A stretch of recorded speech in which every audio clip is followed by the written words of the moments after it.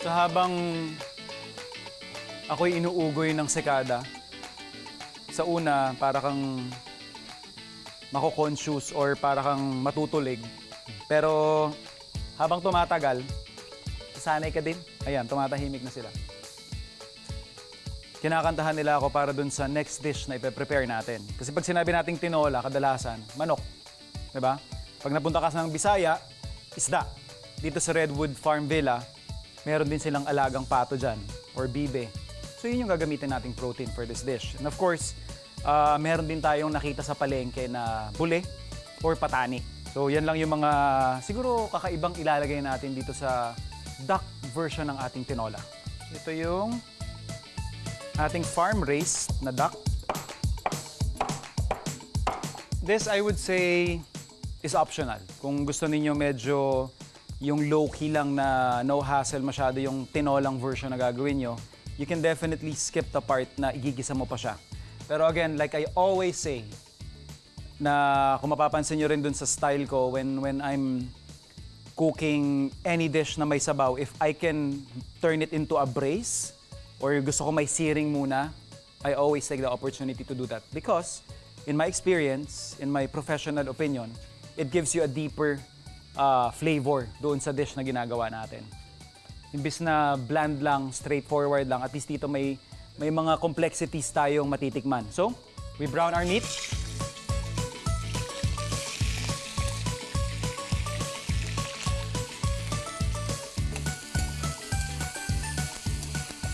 Also, when you're using ingredients like duck, whereas hindi mo sure kung paano ito pinalaki, or saan sinorse ito. So, tendency niyan kasi yung iba, yung sinasabi nilang may konting funk or may konting lansa. This process would actually mute yung ganong untowards or hindi masayang or masarap na flavor. Lagay din natin yung tipak natin ng luya.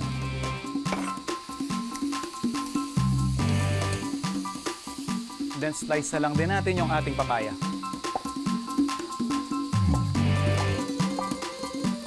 Ito, kung hindi nyo trip, sa akin naman nilagay ko lang to just to give a different flavor and more for presentation, yung ating red bell pepper.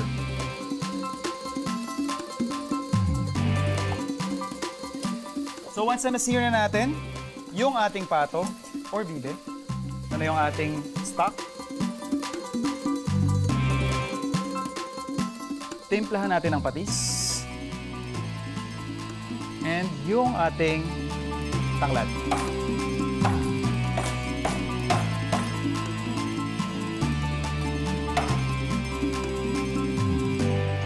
So pakukuluin lang natin to on medium heat. Actually more of simmer. And then saka natin ilalagay yung iba pa nating ingredients. Balikan natin to siguro more or less mga after an hour and a half.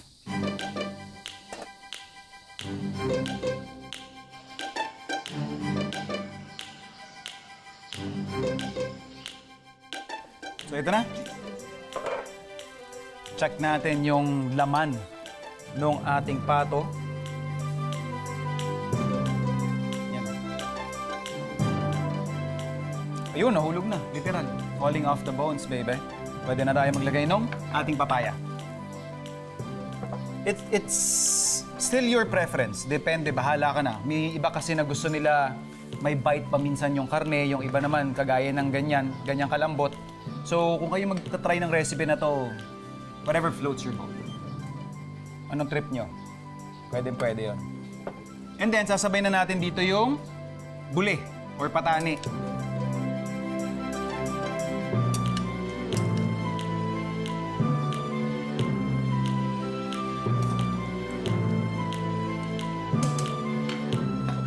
Balikan natin pagluto na yung papaya.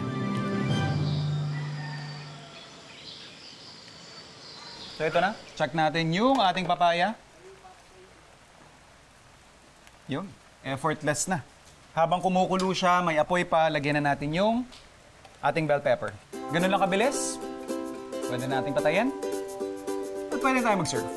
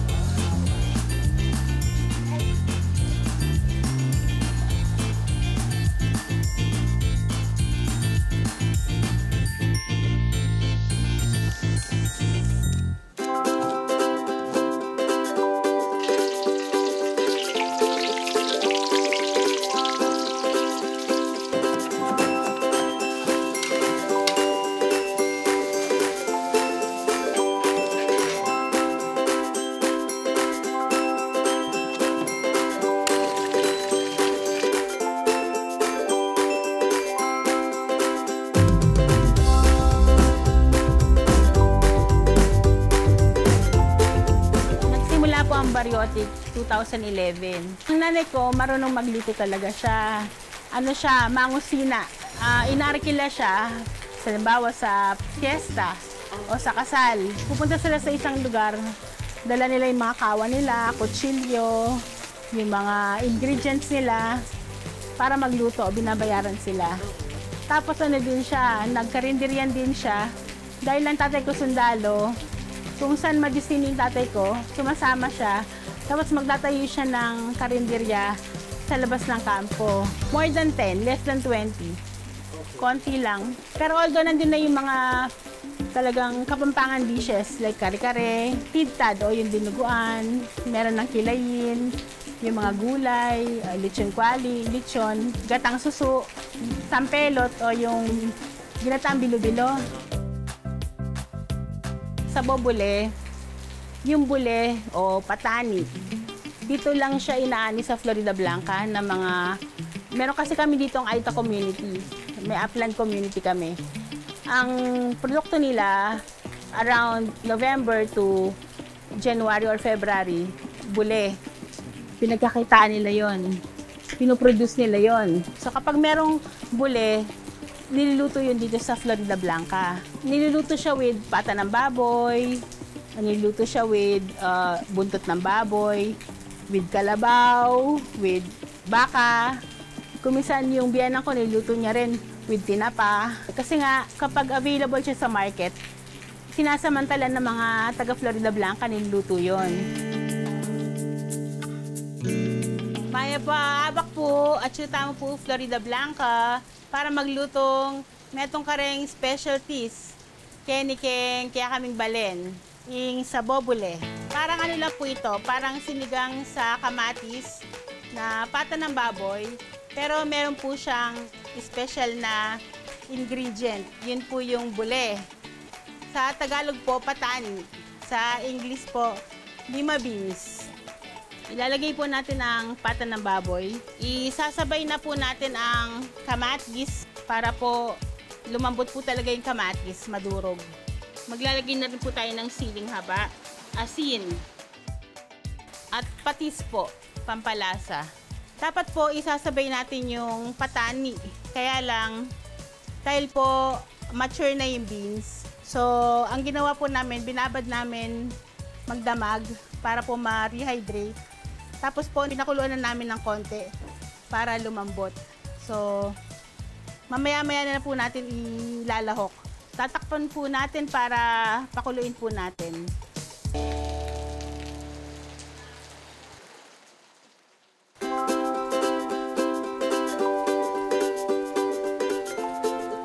Isahog na natin ang bule. Mahuhubad yung balat ng bule. So, ang mangyayari sa sabaw, lalabo. Ayan o, nahubad na. Tapos, malulusaw yung laman sa sabaw. Kaya magiging richer. Magiging mas masarap. Ayan. So, alam mong luto na yung bule. Ilalagay na natin yung pechay. Naglalagay din kami kuminsan ng labanos. Pero kapag sinabi mo kasing sa bobole, bule lang talaga yung nilalagay. Pwede na pong iserve ito niyan. Itay lang natin maluto yung pechay.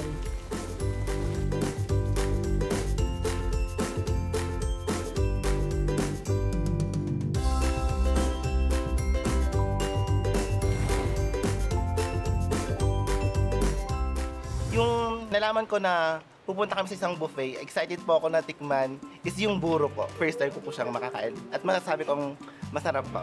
And dito nagulat kami kasi ang daming variety of foods and masarap talaga sila. May mga buffet, may mga kapampangan na may Pampanga dish, pero iba pa rin kapag nandito ka sa Pampanga. Super worth it kasi muna na, sulit pa, the best. Sa kanila mismo nanggagaling eh. Yung parang nasa bahay lang sila, like they're coming home. Tapos may bisita ka, dali mo sa Bariotic, gano'n. Gusto mo mag-okasyon, ayaw mong gumastos na malaki. Gusto mo busog yung mga bisita mo. Di ba yun naman importante, dapat busog. Affordable yung presyo. Dali mo sa Bariotic. So parang naging parte na kami ng buhay nila na natutuwa kami na kinukonsider kaming takbuhan ba kapag gusto nilang kumain. o magsama ng mga bisita. Isang bagong culinary enthusiast ang makakasagupa ko sa Rap sa Ruleta mamaya. He's a chef and menu development consultant, entrepreneur, traveler, not to mention fitness buff din, JM Sunglao. Hi, my name is Chef JM Sunglao and you can follow me on my Instagram or Facebook at jm.sunglao. Also, I have a small business which I design aprons. Okay, I also do chef menu development consultancy. So if you're a businessman who is looking for a chef consultant or someone who can make your menu, recipe development, you can hire me and contact me through my social media.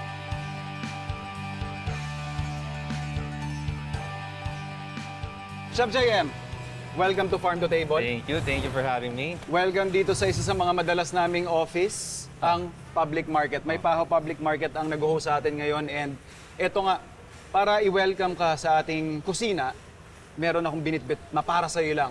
Wow. Rap sa Ruleta. Ito yung tinatawag nating Rap sa Ruleta na would make our day very interesting lang. Okay. Will you do the honors of Alright. determining kung ano yung protein natin? Okay. Challenging Ano ba yung mas comfortable ka na protein? Any actually. Fish, chicken, pork. Okay. Ito saktong-sakto. So we have here, Fish. pasas,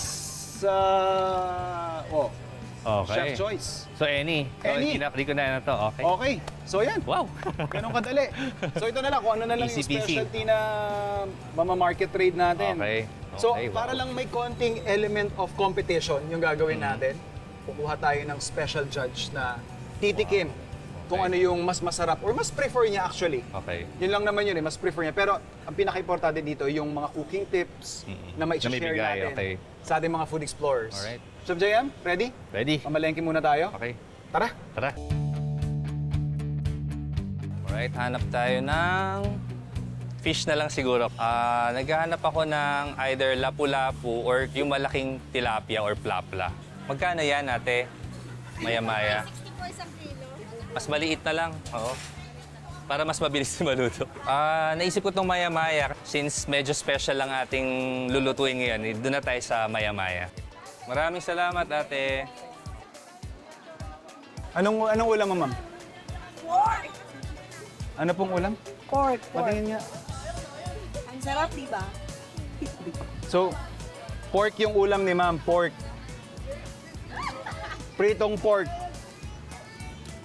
Ma'am, sige, binigyan mo ako ng idea, ganyan na lang din lulutuin ko. Pinirito lang yung pork, Mabilis lang. mabilis lang. Sige. Ayan. Di ba? That's how you get inspiration. Nakikiburaot ka ng pagkain na may pagkain. So, pork area tayo. Ayun, ito. Okay na to. Sir, pabili naman ako ng baboy. Bigyan mo ako ng 1 kilo. Sa pa nga kuya, sa pa. Yan. Yun. Okay, go. Yan. Okay. Pabili pong pinya. Meron na pong ano? Yung balat na? Pre-taste? O sige, pre-taste. Dito na lagi ako mamimili kahit ano pa ako, Pampanga. Meron po palang palibre dito habang nag-aantay ng bagbalat. Ang tamis tayo. Thank you. Yung tenga pwedeng bilhin. Yan. Bilhin ko na yan. Utak isa lang. Meron pa. Magkano lahat yan, sir? Kasama na po yung 2 utak. 288. 288. Sige po. Thank you po. Isang piga lang.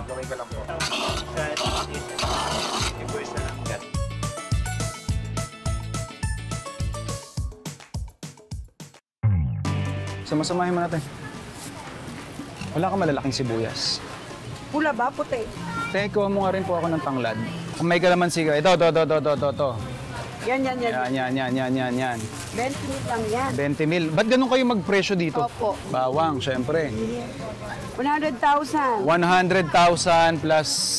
Yan. 20,000 yan. Wow, 120,000 na naman ha. Shoot ko na. Grabe, mahal ng mga bilihin dito. Mahal. Ganun po ka talaga kami dito sa May Paho. Mahal. Mahal din po namin yung mga bumibili. Yan. Chef, mukhang Okay. ready na tayo dyan ha. Ready na. So, magbimisan plus pa tayo, no? Yes, konti lang. Konti na lang. Sa plus. Mukhang simple lang naman Basic. yung ano. Meron akong regalo para sa'yo. Ito sa mga ginagawa ko ngayon. So, I design aprons. So, it's called Chefy & Co. Nice. So very functional yan. So, akin na to? Sa'yo na yan. O yan, sige. Para mas ganado tayo magluto. Very nice. Okay ah. Magkaibang kulay tayo. Yan. Brown and green. Oo. Ready na ingredients? Ready na, ready na. Ready na rin ako? Okay. Ready. Go, go. Chef, go! Go! So I have here pork ear. Gusto ko kasi yung may crunch. So I have boiling water here. Dito ko muna siya babanlian. Gawa muna tayo ng panggisa. So yung pork din natin, yung belly na binili, idadunk ko na rin dito sa ating pot. So technique is, hayaan natin siyang uminit talaga para ma-avoid natin yung pag-stick nung isda sa pan. So technique is really allow it to uminit bago maglagay ng mantika. So nabanlawan na natin yung ating pork. Iilalim ko lang yung ating pork ear. So pwede natin siyang i-pan fry, pwede rin natin siyang i-deep fry. So right now, we're doing the pan frying. And then of course, to make it richer, let's add in some aromatics. Pwede kayong gumamit ng any kind of fish pwede dito sa dish na to. When you're frying the fish, always away from you yung oil. Yun. So technically, gagawa tayo ng salad na itatopping natin dun sa ating fried fish. Pero maglalagay din tayo ng pineapple dun sa mismong sauce to get that additional flavor. Okay? FYI, last 30 minutes, ha? 30 minutes. Okay, kaya. Okay. Isda yun. Baka 15 minutes lang, tapos na. Malamang ako yung magkukumahog kasi pork yung niluluto natin. Pero meron naman tayong pressure cooker eh. Okay, next is our garnish. Since wala tayong, ideally, what I usually use for this dish is cilantro or wansoy or coriander. But since we don't have, we're using spring onions. So lagay lang natin yung ating mise en place dito. Season natin ng salt and some sugar. So in a way, habang inaantay nating lumambot yung ating pork, since na-prep na natin yung siguro mag-uplift at magbibigay ng freshness ng flavors doon sa ating dish, para siyang napipickle because of the lemon juice or calamansi juice na nilagay natin. So sakto, katatanggal lang natin yung ating pork from the pressure cooker. I-finish na natin siya sakto. Chef JM, Okay? we have 15 minutes left. 15 minutes, okay? Mukhang patapos naman na siya, Patapos Chef. na rin. Pilitin nating maihabol yung sa atin, ha? We'll just use a little bit of curry powder. We just want a hint of flavor ng curry. So may pa-fireworks tayo dito. So yung gamit ko na coconut, you can use the fresh, you can use the canned na coconut. So lalagyan ko siya ng fresh chilies, siling labuyo, konting patis, konting sugar, and then gaya na sabi ko kanina, gagamit tayo ng ilan sa mga pineapple dito para makuha natin yung lasa ng pineapple. I'm almost done. Plating na actually.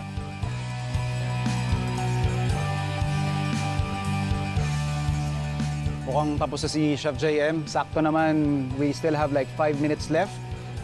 Tinatapos na lang natin yung sauce. Sa-slice ko na lang yung other part ng ating two-way pork dish. And then, pwede na tayo mag-serve. So luto na yung ating fried maya-maya with pineapple curry sauce. So ito na. Meron na tayong mga kasama ditong kagaya na sinabi natin na espesyal na huhusga sa niluto namin ni Chef JM. Nating mga kasama from Maypaho Public Market po mismo. Meron po kaming ipepresenta sa inyong dish. Simple lang po. Titikman ninyo kung ano yung mas nagustuhan ninyo. Yun po ang mananalo sa ating challenge. Okay? Chef, Okay. sabay natin. Okay. 1, 2, 3. Kamusta naman po ang first impressions ninyo sa ating mga putahe?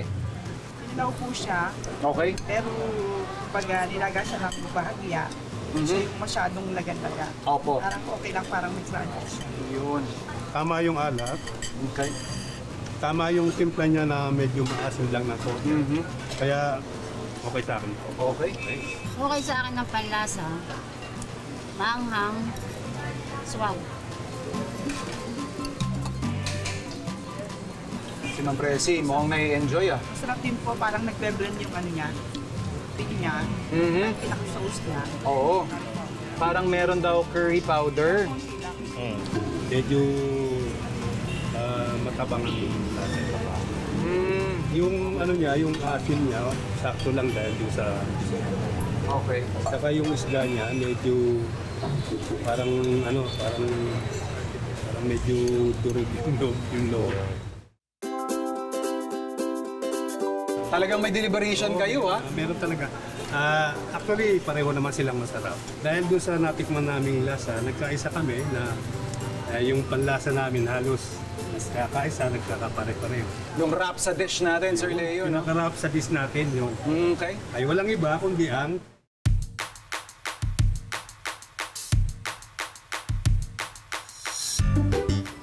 Yung ating pork two ways.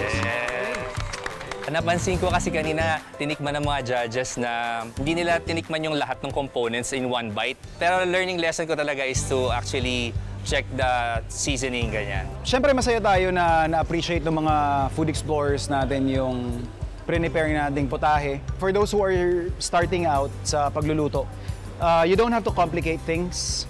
You just have to really learn how to balance the flavors.